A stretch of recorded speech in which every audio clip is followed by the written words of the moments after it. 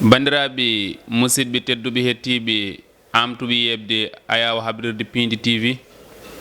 caggal yettude gueno gonɗo jondo en juule rasulu sallllahu alayhi wa sallam en jetti nene e baba kono tan en jetti bandiraɓe ɓe ganduɗa ko wonɓe ɗo e ayawa habrirde Pindi TV guila e omo ganduɗa ko bawɗo wadde feere ha yimɓeɓe jee en taw kadi no wonde beelamma woni Samba Diop wondude Ndeye Fatouma Sali kono noon baba Abou Habsatou Coumba Hamme kono en calmi bandiraɓe kala mo ganduɗa aɗa golloɗo e ayawa habrirde Pindi TV yewtere men wiitede holmo woni an arti e mbadi kubtidindi kono tan en calmini galleji diine gondi e nder leydi Sénégal galle Cheikh Oumarul Foutiyou Tall galle Alhaji Malick Sy galle Cheikh Ahmadou Bamba galle Maulana Cheikh Ibrahim Limamoulaye Yoff Boukounta Nana Ndiassane galle Alhaji Mamadou Saydou Ba to Madina Gounass en calmini galleji diine gondi e nder leydi Sénégal yewtere men holmo woni an ina bismi hande suko to batte duuɓi kono ko mawɗo to batto hakkille kono ko yimiyanke jeeyaɗo wuuro men wiyetengo Horko Ƴere ina wiye Daara Koli walla wiye Jamɗe Sule Ndiaye walla wiye Wuro Bida Saare Laamu ko on woni Mamadou Lo assalamu aleykum. Assalamu aleykum Bamodi, assalamu aleykum bandiraɓe yeɓoɓe Pindi TV, assalamu aleykum kala téléspectateur to wawi wonde foof. Bon mi salmitima Bamodi. Gorko mbo guelleji binom dembo ɗo ko holmo woni an? Bon en fait Mamadou Lo bon ko min mbiyetemi ko Mamadou Lo somi sen gari e biographie am indam gongere gonga mbiyetemi ko Mamadou Lo mais indam artistique ko soldaru hip hop walla mbiya H to H pare xare. Voilà donc jeeyami ko Horko Ƴere mais mawnumi ko Mbour presque toon mbaɗmi étudiant mais komi Horko Ƴere najo à 100%. Ka Horko Ƴere najo ko toon jeeyaɗa ko beela meeɗi nadde l'école? Bon mi janggi mi waɗi école mi janggi bon mi janggi seeɗa quand même. E gurdam Mamadou Lo ko garten joni tan payen e golle ɗe ko Mamadou Lo ko yimiyanke holde natɗa e jimri? Bon so mi siftori en 2003 bon à ce moment bon mi wonno min gonno école goto ni wiye Keur Madior toon to Mbour complexe international de Keur Madior toon gonnomi toon janggannomi bon à ce moment en hawruno environ on saha direct maximum yaltini projet bon voilà mi wonno e copain am goto ni wiye Tanor Dieng bon mbiɗa wawi wiide dal ko direct maximum waɗi min influence e musique bon ha hande gonmi ko gonmi o. Ko mbatta ko e banggue mo jaruɗa o woni rap cenglal hip hop donc ina muusi ina waɗa caɗele saha beela aɗa yiti hoore ma yo e ko mbatta ko? Bon hip hop par ce que sa nani hip hop ko musique mo gandanɗa hoore ma gueɗe kewɗe nen nder hip hop en waɗi graphique hip hop en waɗi danse hip hop en waɗi musique. C'est-à-dire hip hop hande mi wawi limtandema gueɗe kewɗe gonɗe nder hip hop mais min j'ai choisi d'être un rappeur. Est-ce que a faami? Bon haalde e kunule haalde e hakkillaji haalande ɓe nanata voilà haalande ɓe gandanɗa hoore wawde nantinande yimɓeɓe voilà effectivement par ce que joni an hande Bamodi aɗa wawi jogade yidde haalde hunde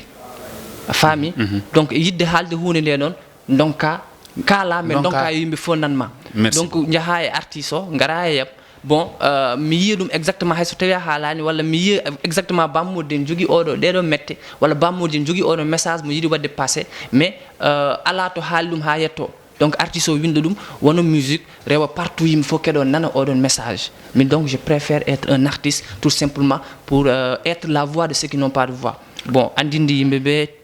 ko gandanɗa hoorema aussi hewɓe ko woni caggal ko heewi ko gandanɗa hoorema neɗɗo yitere wawa yiide ɗum mais konngol men wawi yaltinde ɗum yitere wawa yiide ɗum konngol no wawi ɗum nantinde beela ko puɗɗiɗa ɗum ko wadde aɗa jogui yimɓe ɓe ganduɗa ko heɗɓe caggal ma jaggaronoɓe e kala saaha nde tawno en teskima no muusi kono mbiɗa ka soldat hip hop donc woni nantinanowo ɓe nanata beela ko nantinta ko yimɓeɓe ene nana ɗum. Bon en fait alhamdulillah parce que somi yaltini projet bon mi jogui heɗotoɓe somi yaltini projet kedi vraiment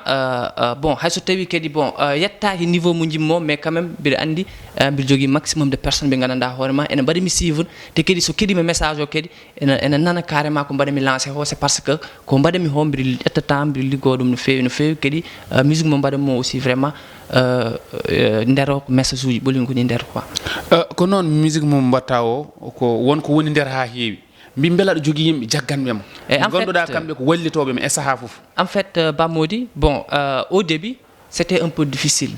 weeɓano au début c'était un peu difficile. À ce moment mbiɗa waɗano musique, bon min waɗanno ittanno propre moyen mbiɗa waɗa son uji. Est-ce que a faami? Mais joni alhamdulillah par ce que mbiɗa jogui ɓe gandanɗa hoorema nen caggalam. Est-ce que a faami? nen jagganmi actuellement ni mboɗomi e contre mboɗomi e label label goto toon gonmi artiste label goto mo gandanɗa hoorema label wiyete ko Labo 36 record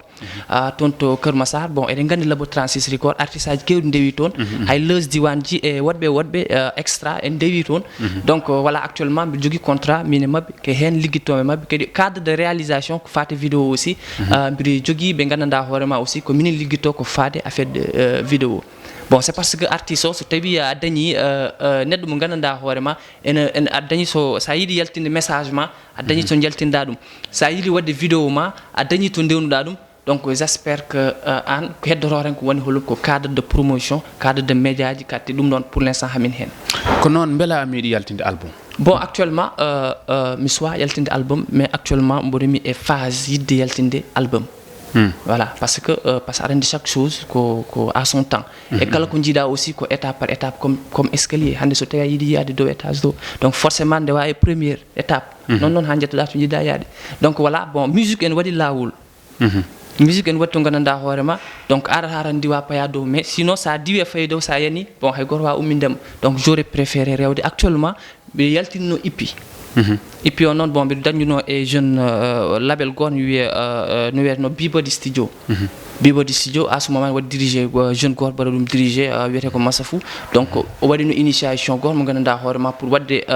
yaltinde ces certains artistes quoi. Tu vois à ce moment ippi am yaltina e label makko. Donc non pour l'instant actuellement mboɗomi ɗo kadi mbiɗa jogui label goɗɗo mo gandanɗa hoorema mboɗomi liggo toon woni Labo 36 record. Pour l'instant hamine projet mixtape. Bon mixtape sa nani mixtape bon mi anda peut-être so tawi andi exactement mixtape. Donc mixtape ko rendinde woni ko rendinde yimɓe ɓe ganduɗa ko musicien ji hewɗi ina golla ina yaltina saaha kadi ina gollo e musique o tawa ne waɗa ɗum sélectionné aussi musique o ɓuuro jogade doole. Voilà donc juste actuellement mboɗomi e projet mixtape. Donc mixtape momin liggoto o actuellement mbiɗen inchallah rabbi kay enregistrement ji min goni kay ɗiɗon affaire uji min goni inchallah rabbi ma wadde disponible bientôt so Allah jaaɓi.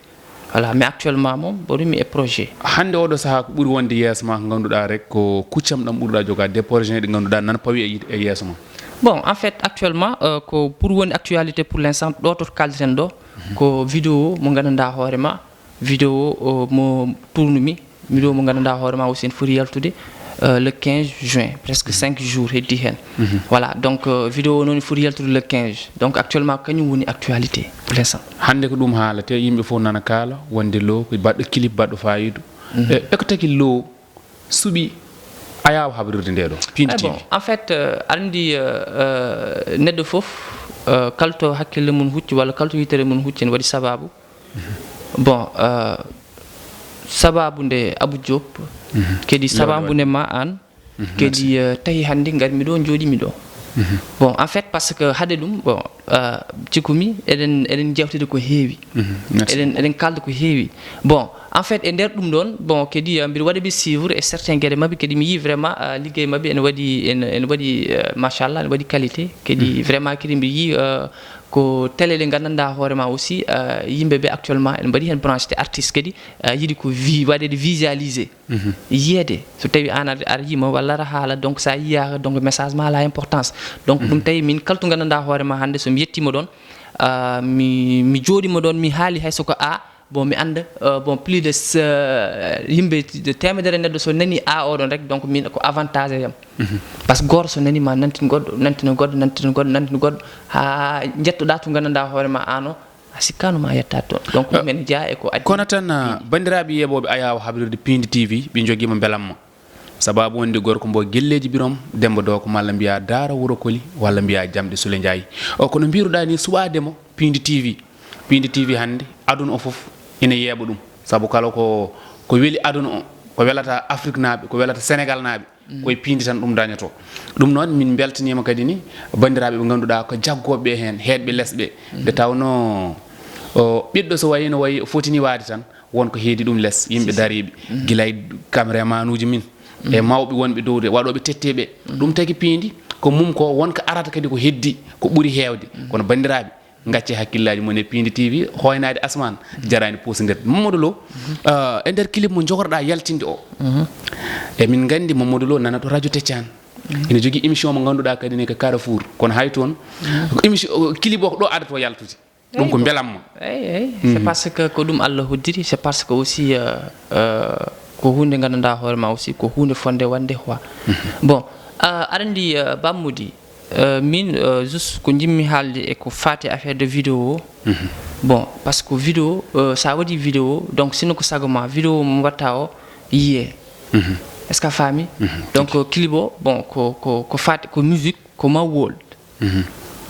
c'est à dire somi haali sen kaali ɗum ko aduna kalami kay aduna est ce que a faami bon kalami kadi vraiment e gurdam neɗɗo musique o noon bon faya hetane ɗemgal gotal donc fawi kay ɗemde bon à plusieurs ɗemgal mbiɗa haala ɗum hen c'est parce que intention ɗon garaten mi falakima Lo mi yi e nder clip o aɗa ɓuuri hen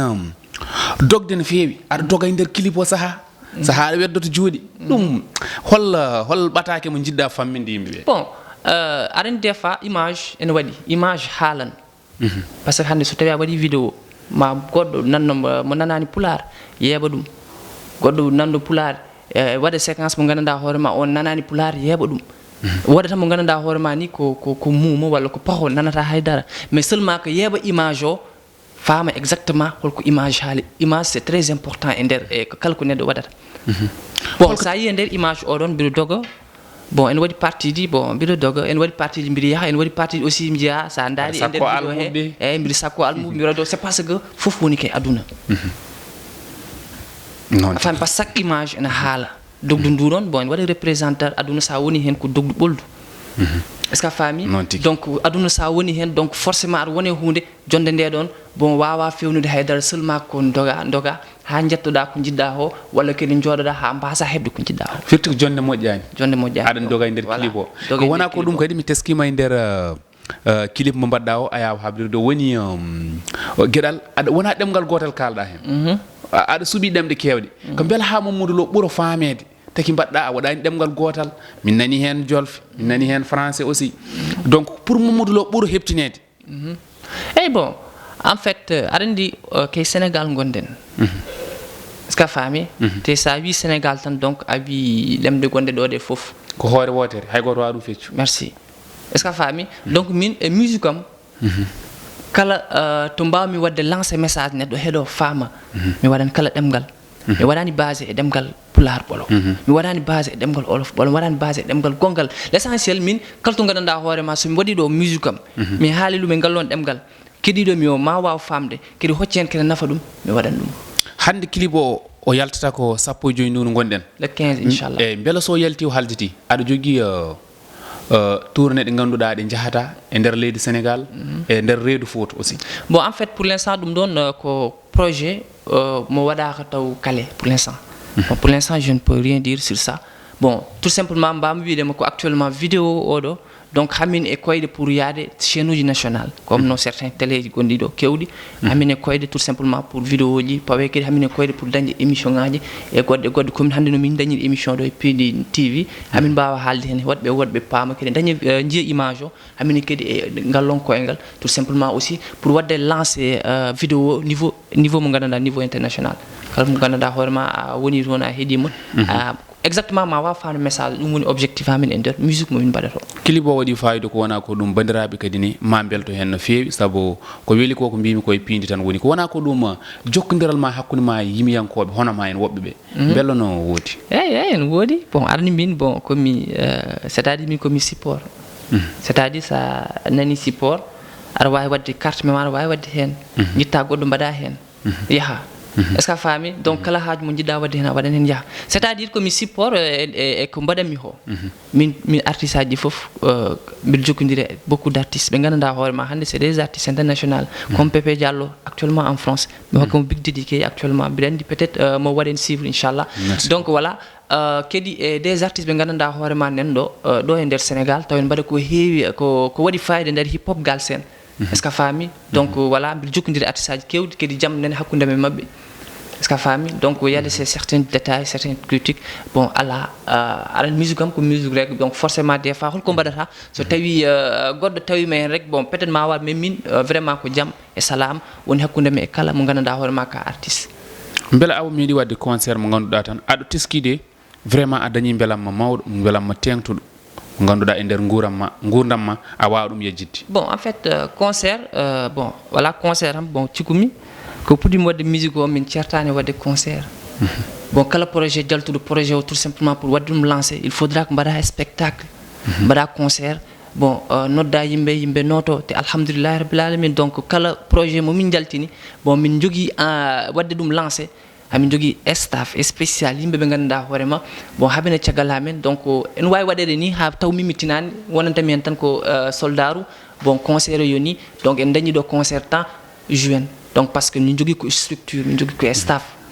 bon voilà en wawno bon en wawno wonde ni taw hande peut être ɓe mbawno wadde assiste mais malheureusement donc hunde fof des fois aduna en waɗa contretemps bon hande hawri ko lundi bon voilà en waɗi hen yewɓe ganduɗa hoorema voilà nene activité ji goɗɗi ko noon a jarama no fewi wonani min beelamma gartanta min tan koye ñalamu mo ganduɗa ina suuɓa clip baɗɗo fayida o ina yalta ko yewtere men hojomaji men kuuɓi ay bon juste kadi bon fati affaire de clip o bon mbiɗa wiya kala mo ganduɗa hoorema actuellement aɗa waɗa suivre Pindi TV donc voilà que ça soit national que ça soit international kala to mbaɗa wonde aduna he donc min soldat hip hop juste mbiɗa waɗma lancé message et à propos de vidéo m kesso mo ganduɗa hoorema presque yalti en collaboration avec Def Money ɓe ganduɗa hoorema aussi c'est des jeunes joguiɓe ambition des jeunes ɓe ganduɗa hoorema aussi waɗoɓe ko waɗi fayde ko fati affaire de audio ko fati affaire de audiovisuel tu vois donc voilà kadi mbiɗa wiya bandiraɓe vidéo inchallah rabbi le 15 yaltan ma waɗe disponible e réseaux sociaux Facebook Instagram Twitter